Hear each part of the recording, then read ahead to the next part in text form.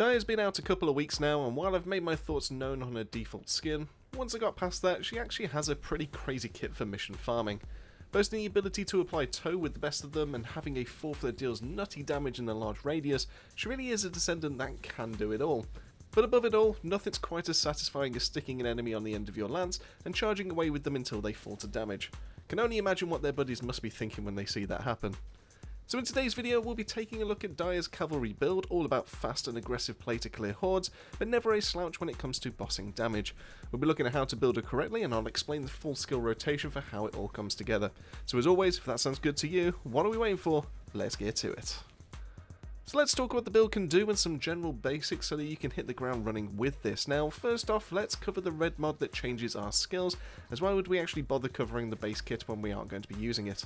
So Blooming Ecstasy is Dia's main mobbing transcendence module, which is streamlining the use of her skills 1 and 4 so that we can use more easily inside of a mission. Now skill 1 has a slight change, applying a debuff called Snowflake, and no, not the pet name that this guy gave to me, but to enemies that get struck by the skill. Now whereas our default skill 1 would need a melee hit to detonate this, with the change from our red mod, this will actually automatically proc after 0.3 seconds to dish out a damaging AoE of 556.8% damage. Now one cool thing to Dia's skill is that we can impale enemies on the end of our lance, allowing us to essentially grab a target from a group and then just kind of carry them away from the fire. Now it doesn't come into use too much, but it is something that's quite nice to grab an elite and take them away from the fodder so that you don't actually get hit just as much while you deal with the damage. Now a key thing to note with this skill is how you'll actually want to hold the skill down always to be able to glide around and deal even more damage. Now the duration of this max glide is improved when you press your skill 2, but we'll talk about that in a little bit. Instead, I want to break the norm and let's talk about her passive next, as our skill 1 directly fills up her resource bar as we start to glide. Now as this bar fills, we'll be gaining increased skill power, with a full bar granting us 35% bonus skill power. We'll also always want a melee weapon equipped, as with one in our hand we'll be gaining skill crit rate based off our max HP value, with a grand total of 45% once we reach around the 34.6k total HP mark. Skills 2 and 3 are pretty simple to explain, with skill 2 causing a small AoE damage instance, a defense and a skill crit damage boost, along with a 15% HP recovery. But the important boosts come from the latter part, which affect her skill 1 when held down, as with this we'll see Dia's movement speed during the dash increased and the max duration extended by 1 second while that buff is active. Skill 3 though is our mobbing god tier ability, with Avalanche throwing forward a slow moving orb that tows in enemies as it travels. The main use of this though is if you combo with your skill 1 and dash into the center, you'll cause a cryo explosion for 4.8k modifier, with each orb being able to trigger this twice. Now as for our skill 4, this is where we'll see the biggest damage numbers. Frost Bloom causes you to jump backwards into the air and hold the position while you charge the skill. The longer that you hold this button down, the more damage and range that it gets, and when it lands you'll be leaving behind a zone to deal damage for 5 seconds, which will be proccing every half a second. With this kit, Dia's not struggling for any damage anytime soon. So that's a rundown of what she can do. Let's cover how we are running this in game. Now when it comes to mobbing, your main ability to spam will be a mix of 1 and 3, with 3 grouping them up and your fully held down skill 1 knocking them down. Now ideally you'll want to aim for the center of the orb twice and then repeat and mix in a skill 2 to keep your max momentum and dash duration going. When it comes to the bossing side though, you'll want to start with something similar, but keep in mind that the boss won't be towed from your skill 3, so you'll need to time it right with the orb to be in its vicinity. After one rotation of that, you should have a full resource bar to fully charge a skill 4 for maximum damage. Now if they survive the initial hit, a couple of ticks from the zone usually leaves them enough to be able to finish off one of their full HP bars. Now one key thing of note is your skills 3 and 4 will cause Dia to leap backwards, which on some levels isn't ideal for like things in Supermassive for example. So on the other hand, skill 1 can be used in the mid-air, and that does launch you forward, and that can actually help you get around certain platforming issues, and it can be used directly after a skill 4 with the verticality that you gain. So now we've talked through a few build basics, let's talk modules and start making this up. Now the main focuses we'll want to build into will be crit rate, crit damage, HP and cooldown. Now kicking things off, let's get the HP nodes out of the way, with HP being a huge factor on our crit rate. Rocking 2 HP mods will be giving us plenty of survivability, while also giving us the crit rate needed to get consistent. Increased HP and Stim Accelerant are going to be the best pairings for us to have, giving us absolutely zero downside thanks to Dia's lack of an MP bar. Next up we have our cooldown mods, and of course we need to run those nimble fingers and MP conversion pairings, which is going to be perfect for getting our third skill as low down as possible for us to be able to effectively mob. Now we do follow up on cooldown with focus on chill, which does also give us 77.2% chill skill power, along with a juicy 6.1% cooldown reduction to all of our skills. Rounding up our quality of life though, we rock skill expansion so that we can wrap up as many enemies as possible inside of our avalanche and make our mobbing that much easier. This leaves us with only 3 slots left for the crit package, and thanks to our HP values and our passive, we can leave skill insight behind and choose to go for the more damage oriented ones instead. So grabbing skill concentration, frontlines and emergency measures will get us between 90 to 100% crit rate, which is basically all we need for extended mobbing.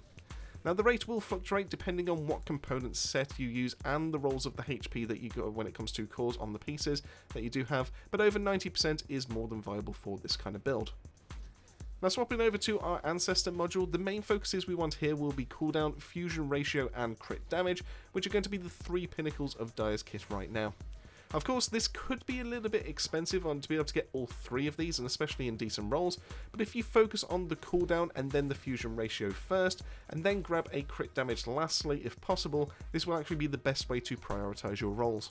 Now as for the negatives, as long as you aren't hitting any of those 3 categories we just talked about, and you also avoid your crit package, which includes max HP, crit rate and crit damage, then you should be absolutely golden.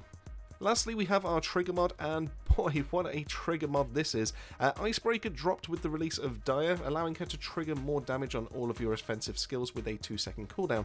Now the real bonus of this is the extra text of stacking skill power against the more stubborn enemies in the game, meaning that by the time that you're at the end boss, you're likely to have anywhere between 20 to 30 stacks, and even at 30 stacks you will be dealing an extra 15,240 skill power into this module's modifier, so Power Beyond isn't going to be keeping up with this anytime soon. So we've covered the modules, let's start talking about the gear side of things, and first up is going to be our Reactor. Now as Dire is primarily a fusion based character, as in 3 of her 4 skills are going to be fusion, then going for a frozen mixture Reactor will be the best way for us to play her. Now as for the rolls, the typical combination of skill cooldown and crit damage will be the best DPS, and essentially help you get closer to the importance cooldown cap when it comes to mobbing. Onto components, and while Slayer isn't going to be getting you to 100% crit rate via Dire's passive due to the lack of its HP rolls, it is going to be offering the best DPS for us thanks to that 26.1% skill power, which is going to be bouncing off of the chill skill power bucket that we have inside of our modules. Now that being said, Polar Knight can be used here, and while it offers lower damage than Slayer, it will be giving you more base HP and be more consistent when it comes to the crit rate cap. But for this build, Slayer is our way, and we will be sticking with that for the rest of the video, and all the footage that you've seen in the background has been done with Slayer. But of course, if you do prefer going for Polar Knight and you do want that extra HP and you just need to see that 100% crit rate cap, then feel free to be able to swap over to that instead. It will still absolutely work. Just note that Slayer is going to be the more consistent DPS, whereas obviously if you are looking to be able to get a little bit more HP and a little bit more staying power, then Polar Knight's going to be the one for you. Now the rolls and the cores will be the same across both, and as a PSA, while Dire doesn't use an MP bar, I do have generic sets of components inside of my game, so if you do see any MP rolls, please imagine that these were swapped out for their relevant damage resistances instead, and that's obviously going to be your fire, your chill, your toxic and your electric resistances across all of those pieces. Now as for the cores, max HP and defense is going to be our best shout, and helping with the passive but also increasing Dire's survivability inside the field. Onto the weaponry, and as Dire requires a melee weapon to be held to trigger a passive with crit rate, we only need the one weapon here. Now while any melee weapon can be used like Shadow or Deus Ex, the real winner has to go to the Hypernova for its alt fire, giving it some range while also helping with grouping up those targets. Now taking a look at its modules, nothing is necessary in the sword for this build to work, it just essentially needs to be held, so you could just run Defense Master and just kind of call it a day, but that said, if you want to use the sword alongside your build, then this is what I'd personally recommend. And then as for the cores, 1 weapon attack, 2 chill, and 1 each of crit damage and crit rate will essentially make this a worthy DPS sword, should you need to fall back on it from time to time. And then lastly, when it comes to the substats, we will be rocking melee attack, chill attack, crit rate and additional attack chance, so that we can deal that little bit extra when we start landing those strikes. For the Arche Tuning, this will be my go-to for anything that's outside of Abyss fights, giving us access to defense neutralization, more HP, more range, and just as important, more skill power behind all of our actions. Heading down 2 spaces from the start gives us an extra 44.6% HP, and that helps us get closer to the fabled 100% crit rate mark. Then by heading right, we can actually grab skill cost and multiplicative range. Then we split the paths to go up top for cooldown and more crit damage with Arche concentration, and then down the bottom for a little bit more HP, but most importantly defense neutralization for where we get to take on those end level bosses. And then onto our reinforcement, we are still lacking a little bit on range and survivability, so with this in mind, grabbing spatial dominance helps us to get closer to our range cap and make mobbing a little bit more efficient. With its additive nature, this will actually get bumped up by our tuning board nodes. And then we've got selective cellular stim in here to help keep us healthy as we take on the dungeon. So more HP, the more likely that Dire survives her charges into battle. And then lastly, we have the node specialized towards Dire called Specialized Coolant Circulation, and this node grants Dire even more skill range when using her abilities, and it also grants a 50% chance on skill hit to get even more crit damage as a stack, and then we get that all the way up to 5 total stacks, and that means 34% more crit damage. Overall, some very solid picks and an absolutely great board for Dire. And then lastly onto the fellow, and just like her mother, Dire doesn't have any need for MP, and this build won't be needing any ammo, so as such the sheepdog is going to be the best choice, working nicely with the Inversion Reinforcement board to give plenty of HP regen to Dire as she plays. And with all that out of the way, that wraps it up for my Cavalry Dire build, boasting insane clear speeds and even better bossing damage. I'm an absolute huge fan of how Dire plays once you have her cooldown sorted, as the toe and dash playstyle, while it does get very rinse and repeat near the end of a mission, is quite fun to implement and it is very effective in both solo and co-op lobbies.